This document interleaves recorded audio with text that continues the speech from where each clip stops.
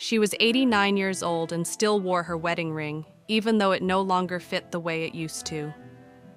Every morning, Eleanor woke up before the sun, helped her husband sit up in bed, and crushed his heart medication into applesauce because swallowing had become hard for him.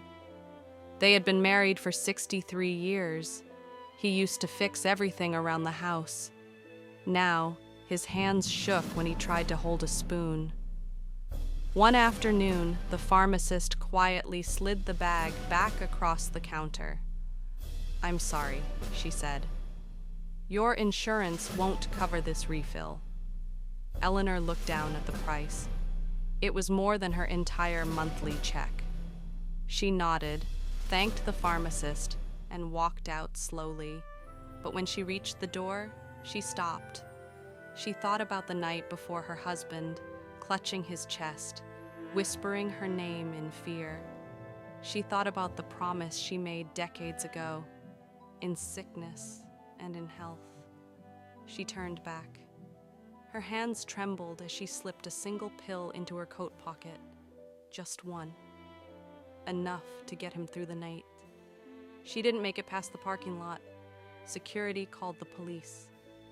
Eleanor didn't resist. She just kept apologizing over and over, saying, "I didn't know what else to do." Her heart dropped, and she had a sudden panic attack. She was rushed to the nearest hospital to revive her. At the hospital, they took her fingerprints. As she was revived, they took her to court. She asked if she could sit down because her legs hurt. Someone handed her water. The charge was read out loud as a felony. When she stood in the courtroom, leaning on a walker, the room was quiet. The judge looked at her record. Clean. No trouble ever, the judge asked why she was brought to court. Eleanor lifted her eyes and said softly, "He took care of me my whole life. I just wanted to take care of him one more time." The judge paused. The courtroom waited. The judge said she didn't commit this crime. The system had failed to take care of people her age and that of her sick husband. The judge said, "I do not find her guilty of this case, so this case is dismissed." Before he could finish, Eleanor raised her hand. Her voice was thin but steady. "May I ask something?" The courtroom stilled. She looked around the room at the lawyers, the officers, the strangers watching her like a story instead of a person. She swallowed. "While I was here, did anyone go to him?" No one answered. "My husband," she continued, quieter now. "He can't get through the night without his pills." The silence grew heavier. Even the judge stopped moving. Eleanor nodded slowly as if she already understood.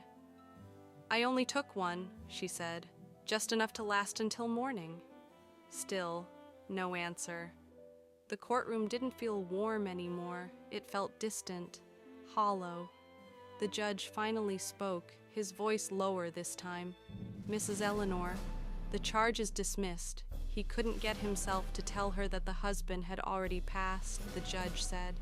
"Take her home." A relief to them. Eleanor closed her eyes.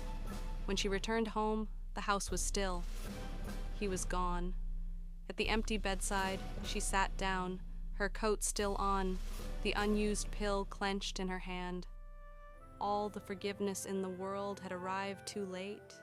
In court, they freed her. At home, she paid the sentence. Some losses don't echo in courtrooms. They echo in empty houses and stay there.